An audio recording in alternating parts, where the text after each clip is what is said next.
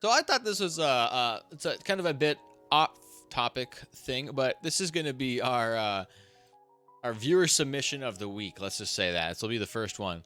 Somebody who watches the videos and the live streams sent this article to me just to kind of take a look at it, and so I thought we'd bring it up because a lot of Australians watch my videos and the live streams, so I figured we'd take a peek at it. So the title of this article: New Trial Granted in Defamation Case Against Author Who Exposed Scientology in Australia. But from my understanding and from reading this article, we have Steve, and I don't know if I'm going to say his last name right, even though it looks simple. I don't know if it's Cannon or Canane, but let's just go with Steve. So Steve wrote a book called Fair Game. It talked about Scientology. It talks about these doctors and yada yada. I didn't read the book. I don't really know what's in the book. It's kind of irrelevant because what ended up happening is the people he was talking about sued him for defamation, I believe, and they lost. The justices basically said no, he has a right to do that, but now it's getting appealed. All right, this is kind of a long story short. So Justice Jaggett was the original justice that made the ruling that this guy's writings in the book were fair. Which basically, again, this guy just wrote a book about the Scientology stuff, but he used the Royal Commission's report. Now, I don't know too much about what that is, but it sounds basically like a public record, right?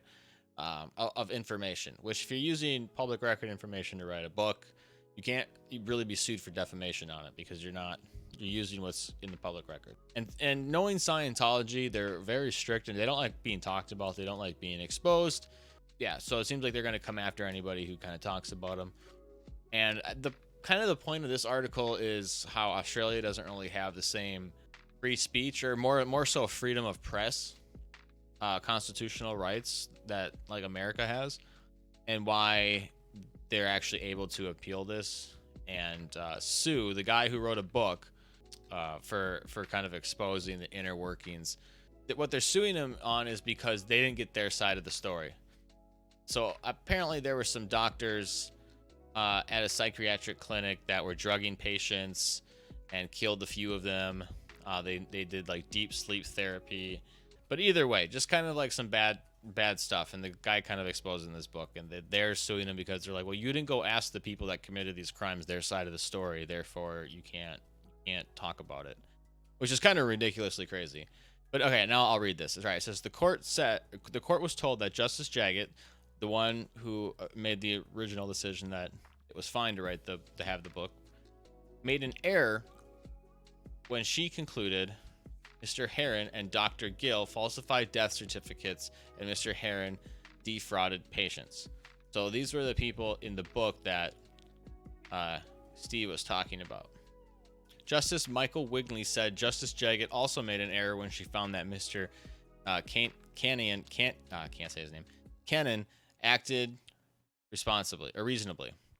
Mr. Cannon made a conscious decision not to obtain and publish Mr. Heron and Mr. Gill's response or side of the story, Justice Wigley said. So a justice is saying, well, you didn't go out and get their side of the story, so therefore it was an error in your ruling, which is nuts. You don't need the other side of the story to tell a story. You don't, like, if I want to go look up and talk about, what the president did, right? Or what the former vice president did or whatever, I don't need to go talk to the former vice president to get their side of the story to talk about it, right? Like, that's kind of insane.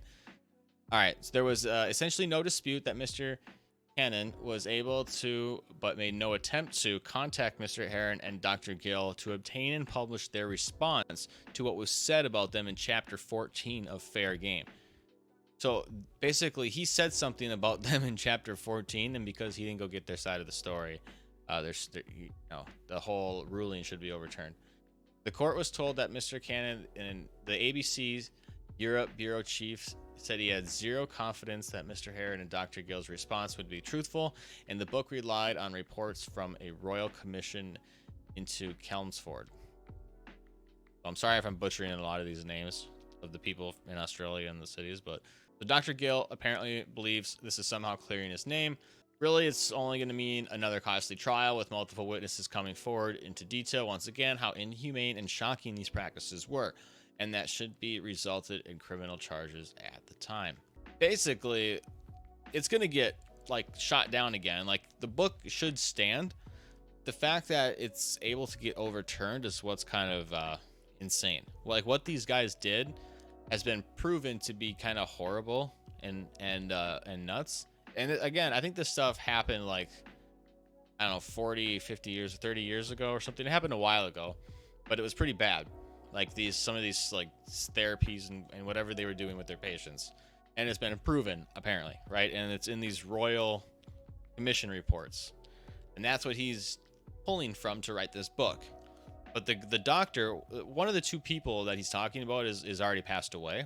But this other doctor is basically saying he's upset that, you know, his reputation has gone away, right? He's upset that people are finding out about him, and it's freaking him out, and he's trying to sue. He doesn't want. He's like, you can't say that about me. Don't say that about me. And it's like, well, you should be able to.